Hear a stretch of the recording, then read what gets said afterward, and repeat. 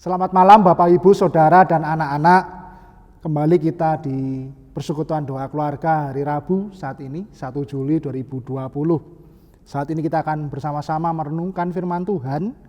Mari sebelum kita merenungkannya, kita berdoa. Di malam yang indah ini Tuhan, kami datang ke hadirat-Mu mengucapkan syukur dan terima kasih atas penyertaan Tuhan dalam hidup kami di tahun ini. Saat ini kami boleh menapaki bulan Juli, dan sungguh kami percaya segala pemeliharaan Tuhan boleh kami rasakan, dan sungguh itu merupakan kasih Tuhan.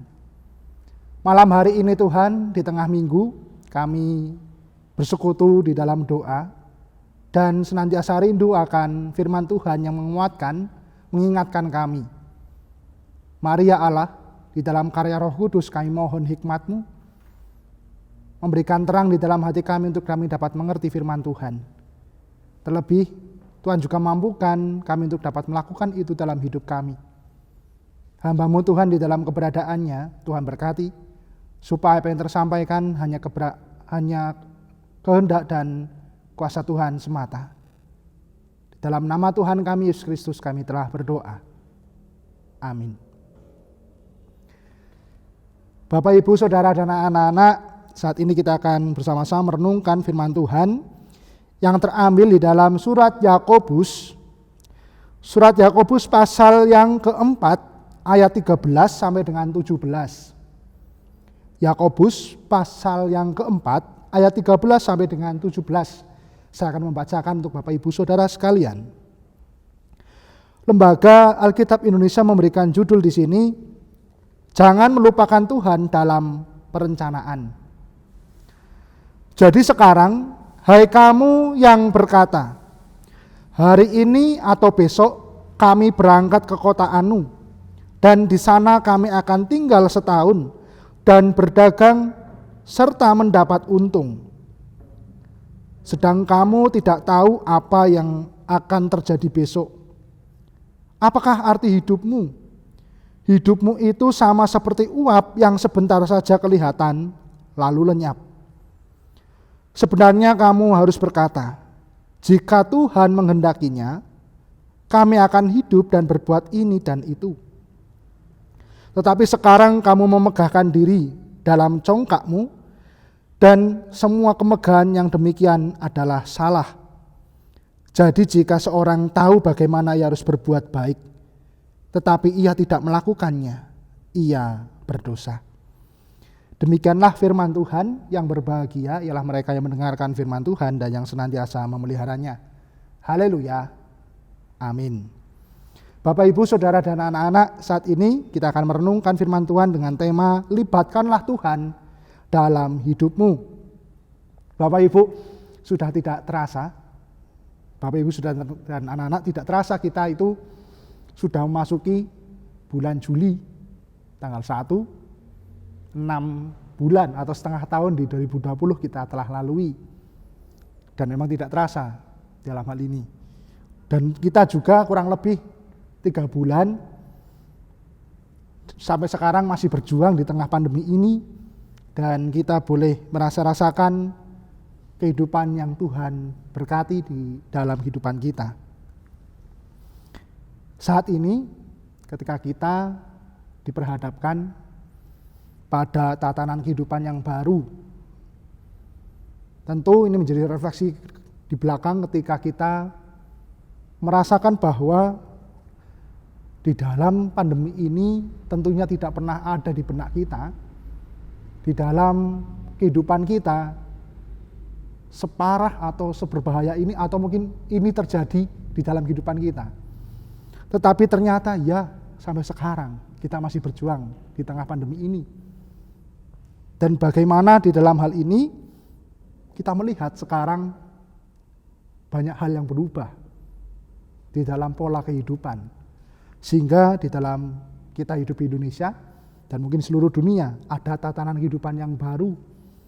Dan ini yang memang harus kita lakukan di dalam kita menyesuaikan diri dengan kondisi saat ini. Hari-hari yang memang kita rasa saat ini seperti kejutan. mengagetkan, tidak terduga. Dan ini menjadi buat kita luar biasa harus berjuang. Ada beberapa hal yang mungkin kita rasakan saat ini dengan hal yang berubah.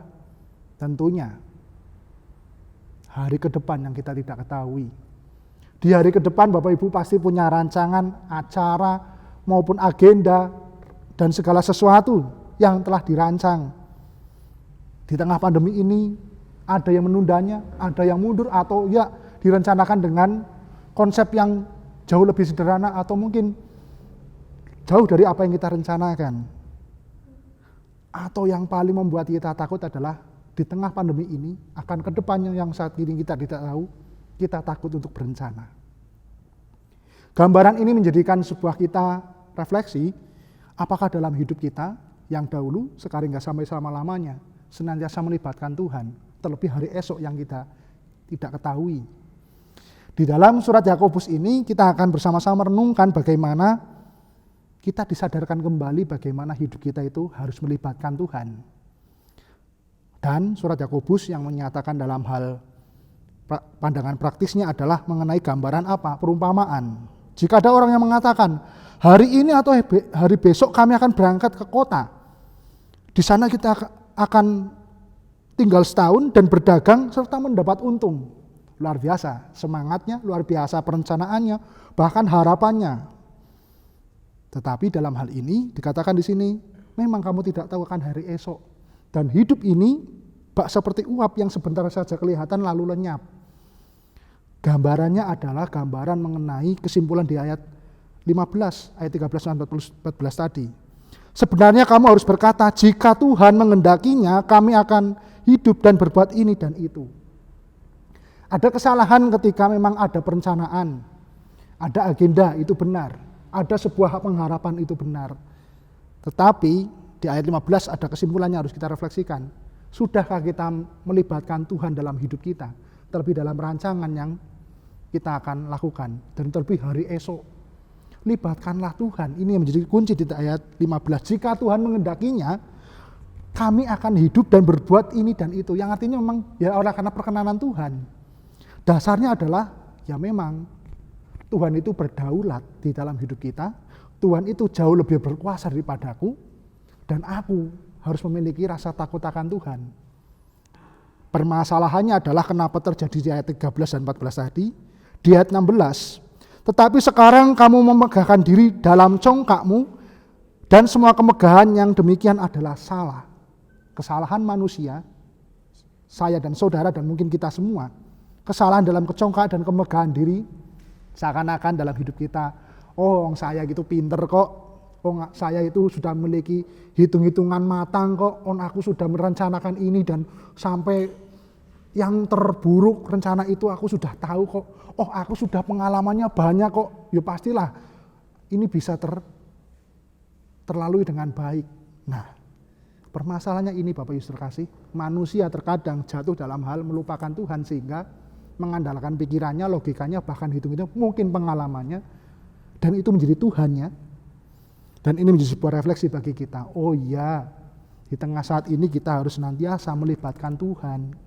Bahkan apa yang terjadi ke depan dalam penyesuaian diri saat ini, kita tidak tahu, mungkin akan pandemi kan membuat kita takut dan khawatir. Oh iya, aku mau melibatkan Tuhan dalam hidupku.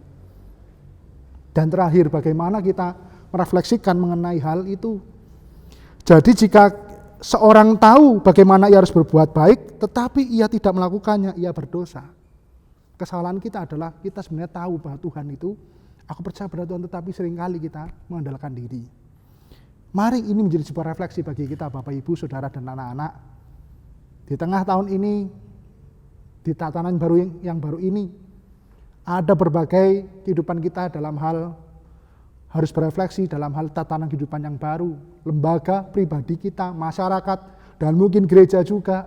Ada berbagai rancangan-rancangan yang membuat kita, ya ke depan yang kita ketahui, kita harus sampai yang mungkin berbahaya atau mungkin yang paling buruk sudah kita prediksikan, tetapi mari tetap melibatkan Tuhan dalam hidup kita di tengah pandemi ini.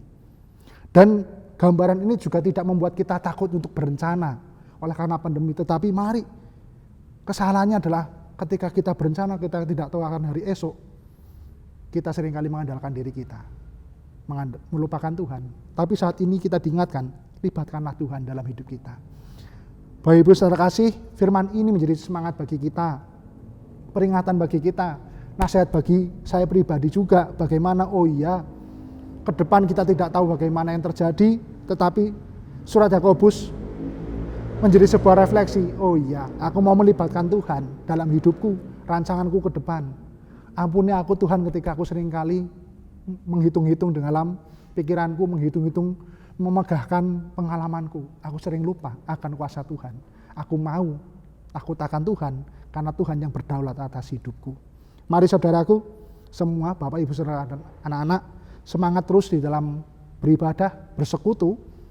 Pandemi ini membuat kita semakin dekat dengan Tuhan, dan terlebih juga yang studi semangat di dalam tengah yang baru, di tataran kehidupan yang baru, belajar dengan sungguh-sungguh, yang bekerja juga demikian, tatanan kehidupan baru. Mari kita nikmati itu, kita senantiasa rasakan bahwa Tuhan ada dalam hidup kita, dan kita mau melibatkan Tuhan dalam hidup kita.